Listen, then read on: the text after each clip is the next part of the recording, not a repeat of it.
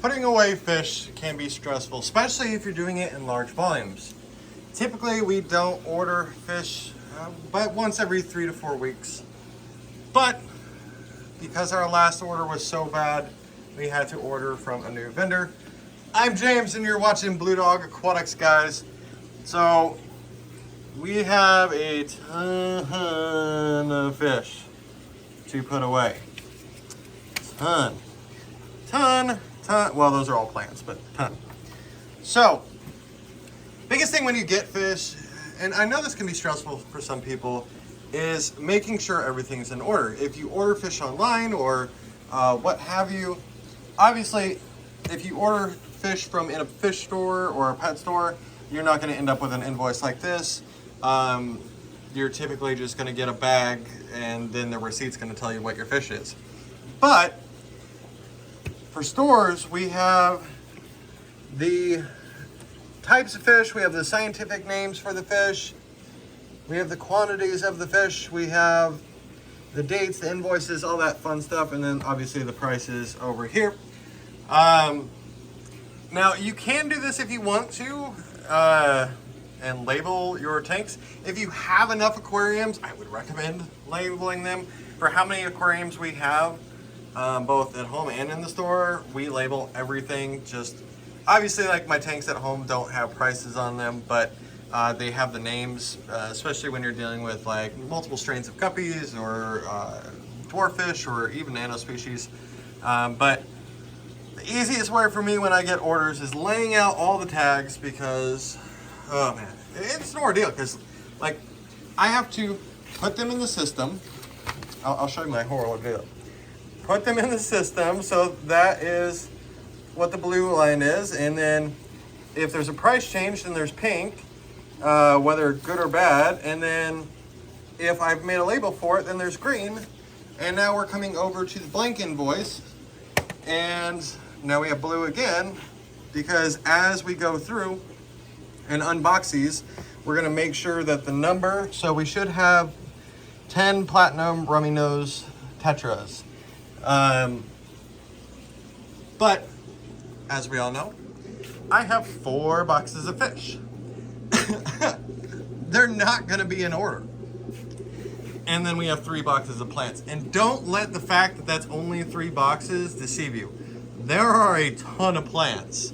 Plants aren't shipped in water like fish are, obviously. But they are still packaged in a plastic bag, typically wrapped up with paper towels. But so the biggest thing when we're doing this, and different vendors do it different ways. Like I like how this vendor does it, because let's see here, I can grab this bag. Those are swordtail kois. There are 4, and they're just down there. There they are. They look good. Now, biggest thing when we're putting them away. Oh, before I do that. So, those are 4 swordtail kois. So I go over here to my list. I think it's actually going to be on the back page. I think that was like one of the last ones. Okay, so swordtail koi. Mark it off. We have 4 of them. We're good. And then we come over here and look for its tag. So, swordtail koi. This is always interesting. If you guys hear people come in, it's because we're actually open. Oh, there it is, koi swordtail. All right. Then the next thing is making sure that these fish can be compatible with whatever tank they're going in. Now, the tank they're going in, there's actually already koi swordtails in here. So, use that hand, open up that,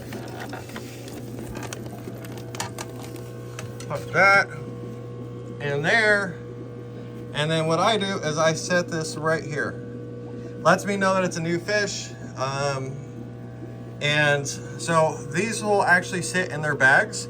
for about 30 minutes, which typically with how long it takes me to put away fish, it'll be about that time. And then what we'll do is we'll actually bring out buckets and we will drip acclimate them. When you remove the water, never put the water from the store or the mixed drip acclimation mixture of your water and the bag's water. Do not put that in your aquarium. Just dump that down the drain. Just pour the pour the bucket through a net into another bucket, and you're good to go. Then you can safely introduce. Plecos are a different story though. Don't use nets with plecos, because plecos were catfish because typically they get caught in the nets. Down here, dwarf mini crays. I don't know where we're gonna put them yet, so we're gonna hold off on them. Blue tetras. So, as you guys can see, there's a ton here, a lot to do, but I wanted to show you how it's done. As always, guys, thanks for watching, and we will see you next time.